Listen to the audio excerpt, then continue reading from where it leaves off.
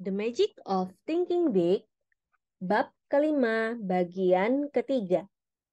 Cara berpikir dan bermimpi secara kreatif. Beberapa bulan lalu, seorang mantan mahasiswi saya yang pernah kuliah bisnis selama 4 tahun membuka toko perangkat kerasnya yang keempat. Ia berprestasi luar biasa mengingat investasi modal awalnya hanya $3.500. Persaingan ketat dari toko-toko serupa dan ia pun kurang berpengalaman dalam bisnis. Saya mengunjungi toko barunya untuk mengucapkan selamat atas prestasinya yang luar biasa tersebut. Secara tidak langsung, saya menanyakan kiat suksesnya mengembangkan 3 usaha dan membuka toko keempat ketika banyak pedagang harus bangkit terseok-seok merintis usaha. Ia menjawab, "Tentu saya bekerja keras, tapi bangun pagi dan bekerja hingga larut bukan penyebab kesuksesan saya. Sebagian besar orang yang berkecimpung dalam bisnis harus bekerja keras. Penyebab kesuksesan utama saya adalah program pengembangan per pekan yang saya susun." Program pengembangan per pekan? Mengesankan sekali. Bagaimana caranya? Tanya saya. Nah, itu sangat mudah, lanjutnya. Saya hanya menyusunnya untuk merencanakan pekerjaan saya setiap pekan. Agar cara berpikir saya yang maju tetap berada pada jalurnya, saya membagi pekerjaan saya menjadi 4 elemen. Konsumen, karyawan, produk, dan promosi. Selama sepekan saya mencatat dan menulis ide untuk meningkatkan bisnis saya. Lalu, setiap Senin petang saya meluangkan 4 jam untuk meninjau ulang ide yang saya catat dan menerapkan ide berbobot tersebut ke dalam bisnis. Selama 4 jam itu, saya memaksa diri untuk memperhatikan operasi toko-toko tersebut. Saya tidak sekedar berharap kami didatangi lebih banyak pembeli toko. Justru saya bertanya pada diri sendiri, apa yang bisa saya lakukan untuk menarik lebih banyak konsumen? Bagaimana saya bisa meningkatkan jumlah konsumen setia? Wanita itu terus menjelaskan berbagai inovasi kecil yang membuat 3 tokonya sangat sukses. Misalnya, caranya menyusun produk di dalam toko, teknik penjualan kepada konsumen yang tadinya tidak berniat membeli, rencana pemberian kredit ketika banyak konsumennya tidak bekerja karena pemogokan, dan kontes yang mampu meningkatkan penjualan selama pasar lesu. Saya bertanya-tanya, apa yang bisa saya lakukan untuk meningkatkan penawaran produk yang saya jual? Dan saya mendapat ide. Saya ceritakan satu kasus. 4 pekan lalu, saya berpikir saya harus melakukan sesuatu untuk memikat lebih banyak anak kecil ke toko saya. Jika ada sesuatu yang bisa memikat anak-anak ke sana, saya pun harus menarik orang tuanya datang ke sana. Saya terus memikirkan caranya. Lalu ide ini muncul. Mainan dikelompokkan berdasarkan usia anak, yaitu 4 hingga 8 tahun.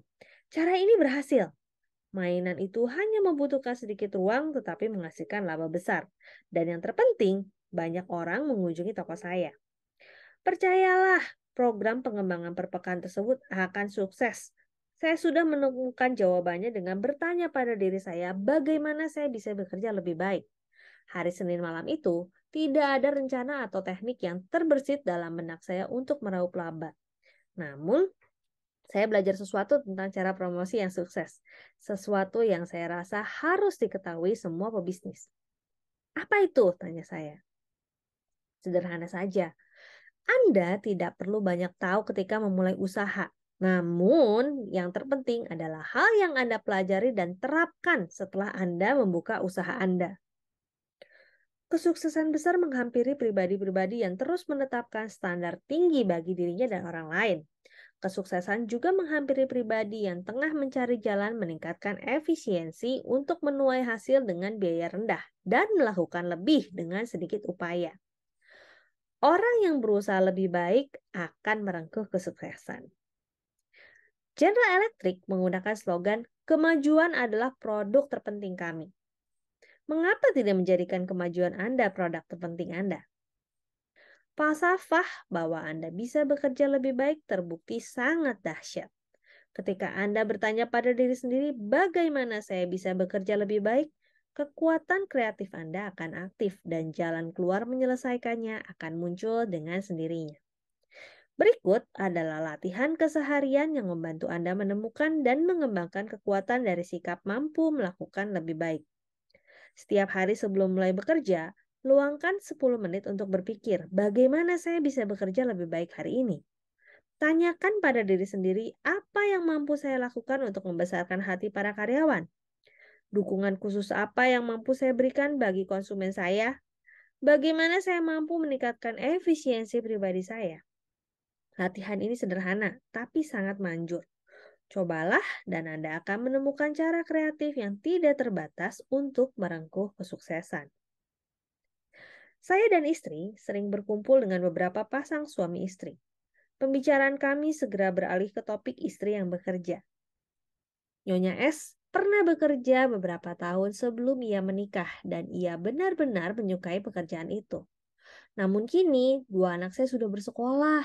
Saya pun harus mengatur rumah tangga dan menyiapkan makanan. Saya tidak punya waktu luang lagi, ujarnya. Pada hari Minggu petang, Bapak dan Ibu S beserta anak-anaknya mengalami kecelakaan mobil.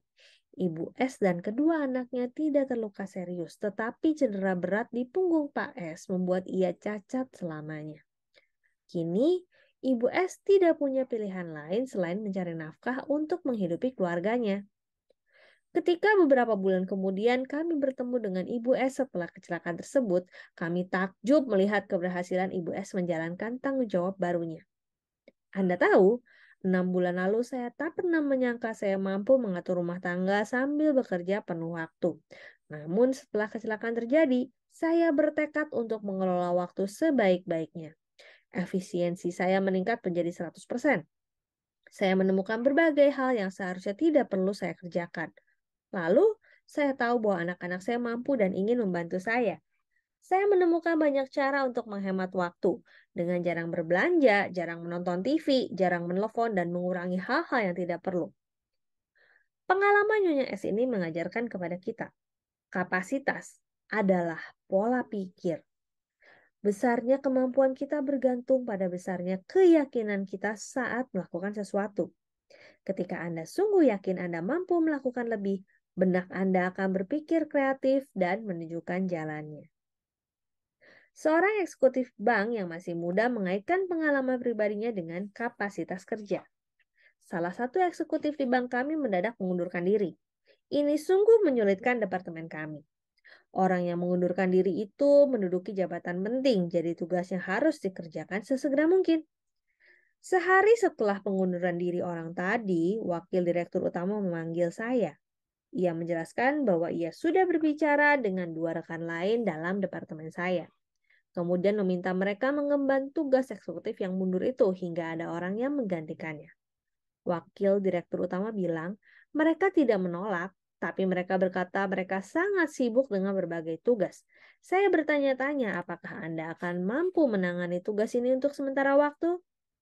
Di sepanjang karir, saya belajar menerima apapun yang tampak sebagai peluang. Jadi saya menerima tugas itu dan berjanji bekerja sebaik mungkin untuk menangani pekerjaan yang ditinggalkan itu sekaligus menyelesaikan tugas saya sendiri. Wakil direktur utama tampak senang sekali. Saya melangkah keluar dari ruangannya sambil menyadari saya mengemban tugas berat. Saya sama sibuknya dengan dua rekan lain di departemen yang menolak tugas ekstra ini. Namun saya bertekad menemukan jalan keluar untuk mengemban kedua tugas tadi. Saya menyelesaikan tugas saya petang itu. Ketika kantor sudah tutup, saya duduk terpekur memikirkan cara meningkatkan efisiensi pribadi saya. Saya mengambil pensil dan menulis ide-ide yang terlintas dalam benak saya. Saya memperoleh banyak ide bagus seperti meminta sekretaris saya menyalurkan seluruh panggilan telepon selama sejam tertentu setiap hari, mengatur seluruh panggilan telepon keluar selama sejam tertentu, mengurangi waktu pertemuan dari 15 menjadi 10 menit, mendiktekan semua instruksi sekaligus setiap hari.